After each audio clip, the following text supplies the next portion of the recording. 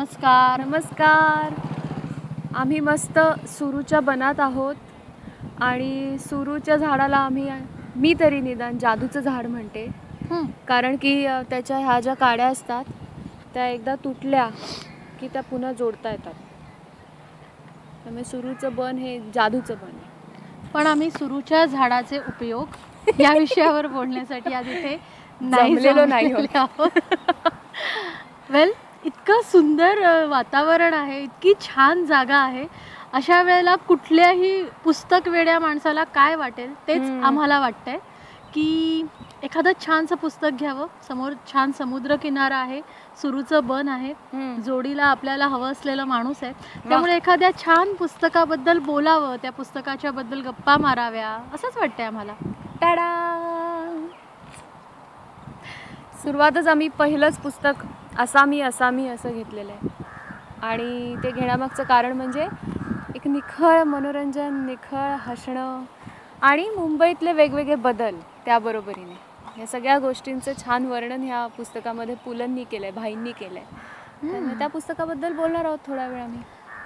आता खरं बघायला गेलं तर पुलंनी एका ठिकाणी असं म्हटलं होतं की मी कधीही मी आयुष्यात कोणत्या गोष्टी करणार नाही तर मी आत्मचरित्र लिहिणार नाही. तर त्या नाहीला या असामी मधनं एक वेगळं रूप मिळालंय. कारण हे काही पुलंचं आत्मचरित्र ऑफकोर्स नाहीये, पण एका मध्यमवर्गीय मराठी माणसाचं बदलत गेलेलं आयुष्य ते इतकं छान यातनं आलेलं आहे की असं वाटतं की एका पूर्ण पिढीचं आत्मचरित्र आहे. अगदी म्हणजे माणसाचं नाही. कडमडे जोशी पासून ते नंतर सुटाबुटातला मी पर्यंतचा सगळा प्रवास या असामी मध्ये इतका मस्त आहे. आणि त्यातला आम्हाला दोघींना अर्थात सगळंच पुस्तक आवडतं, पण जर आपण त्याच्यातले काही पॅच किंवा त्याच्यातले काही पॅरेग्राफ म्हटलं तर त्याच्यामध्ये भजनाचा म्युझिक डायरेक्टर सुंदर ते ध्यान डीजे विटेवरी करकटावरी.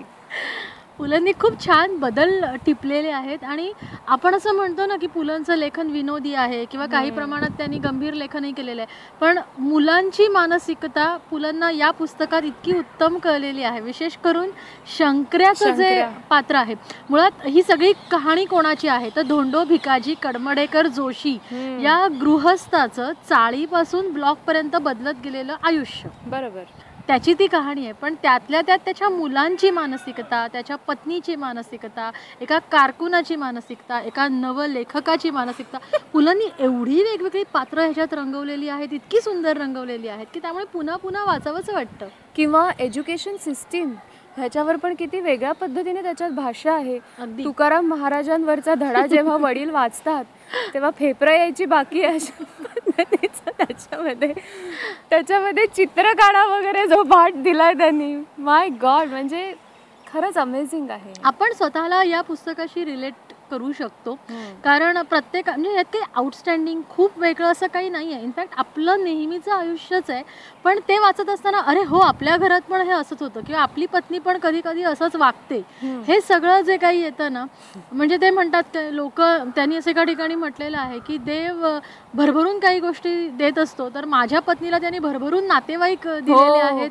डोंबिवलीची आत्या, इकडची मावशी, हे आपण रिलेट करू शकतो. प्रत्येक स्टेशनवर तिचं कोणी ना कोणीतरी नातेवाईक असणार आहे आणि मगाशी तो नेहरू रस्ता होता तो आता गांधी रस्ता झालाय वगैरे सगळं वर्णन असंच काहीच होतं. खूप त्याच्यामुळे या पुस्तकात गमती जमती घडत राहतात. पण त्याच वेळेला अर्थात पुलंच्या लेखनाचा हा एक USP आहे की प्रत्येक वेळेला ते आपल्याला हसवताना कुठेतरी गंभीर करतात की पाकिटात त्यांचे स्वतःचेच राहिलेले पैसे कोणीतरी पाकिट मारलं म्हणून जेव्हा घरी अशी नोंद होते की पाकिट मारलं, ते पैसे गेले आणि नंतर तेच पैसे जेव्हा त्यांना पर्यटकाकडे धुवायला टाकलेल्या कोटात मिळतात तेव्हा आपण पिक्चर बघू, आपण आपल्या ऑफिसमधल्या मैत्रिणीला खायला नेऊ असा प्लॅन करणारा तो कारकून फायनली प्रत्येक मुलाच्या नावाने राष्ट्रीय बचतीचं एक सर्टिफिकेट काढतो. ते जे काही वर्णन आहे की शेवटी पुलं तिथे आपल्याला कुठेतरी थोडंसं गंभीर करतात.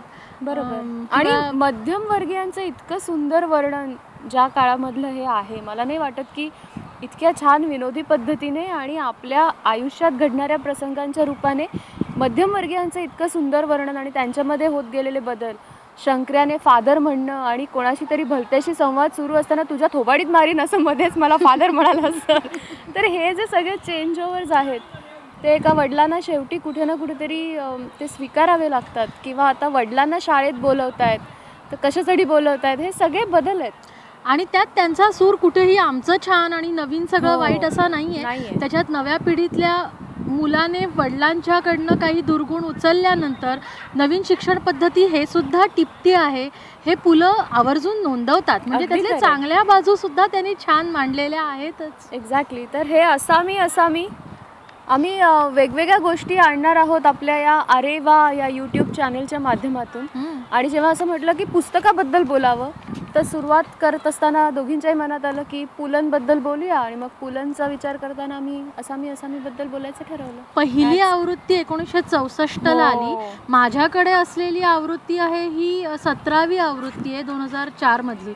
आता हे वर्ष 2017 जर आपण धरलं तर त्याच्यानंतरही अनेक आवृत्त्या आल्या असेल. त्यामुळे पॉप्युलर या कॅटेगरीतलं हे पुस्तक आहे. आणि ह्याच्यामधली ही वेगवेगळी जी कॅरिकेचर्स आहेत ना मध्ये मध्ये काढलेली, प्रत्येक भागानंतर येणारी ही अशी वेगवेगळी छान छान कॅरिकेचर्स. म्हणजे इथं सुटाबुटात गेलेले धोंडो भिकाजी कडमडेकर जोशी, तर ते आपल्याला त्याच्यातनं पूर्ण पुस्तकातल्या सगळ्या त्या आशयाला धरून ही चित्र सुद्धा तितकीच छान आहेत. बरोबर. आणि त्यामुळे अशी वेगवेगळी पुस्तकं घेऊन आम्ही येणार आहोत. सुरुवात आम्ही पुलंपासून केली कारण आपण सगळे पुलंशी जोडले गेलेले आहोत. असं बोलताना सुद्धा आपण किती त्याचे रेफरन्सेस देत असतो. आणि आम्ही इथे कुठेही पुस्तकाची समीक्षा वगैरे करायला जमलेलो नाही. आपण पुस्तकांबद्दल छान गप्पा मारणार आहोत आपल्या या यूट्यूब चॅनलवर. त्यामुळे कसा वाटला आजचा एपिसोड ते आम्हाला नक्की सांगा. आणि कुठल्या पुस्तकाबद्दल आम्ही दोघींनी बोलावं असं जर तुम्हाला वाटत असेल तर ते पुस्तकही आम्हाला कळवा की या पुस्तकाबद्दल दोघी बोला. आम्ही नक्कीच एफर्ट्स घेऊन, समजा आमच्या वाचनात आलं नसेल तर आम्ही ते नक्की वाचू आणि मग त्याच्याबद्दल आम्ही तुमच्यापर्यंत आमची मतापेक्षाही त्या पुस्तकाबद्दलच्या छान गप्पा आपल्यापर्यंत आम्ही पोहोचवणार आहोत. तर लाईक करा आपल्या चॅनलला, शेअर करा, अधिकाधिक लोकांपर्यंत पोहोचवा, सबस्क्राईब करा न विसरता. अजूनपर्यंत कोणी केलं नसेल तर त्यांना सांगा सबस्क्राईब. येस. कारण की आता जवळजवळ आपण 3-4 एपिसोडपर्यंत आलेलो आहोत आता. त्याच्यामुळे सबस्क्रिप्शन झालंच पाहिजे लवकरात लवकर. बरोबर. आणि सांगा कसं वाटतंय. फेसबुक पेजला जाऊ शकता. एक्झॅक्टली. फेसबुकवर सुद्धा तुमच्या प्रतिक्रियांची आम्ही वाट पाहत आहोत. आणि एकूणच हा सगळा प्रकार तुम्हाला अरे वा वाटतोय का आम्हाला सांगा, नक्की सांगा. त्याच्यामुळे R1 R2 आता मात्र या एपिसोडमध्ये म्हणतोय बाय. बाय. अरे वा बाय.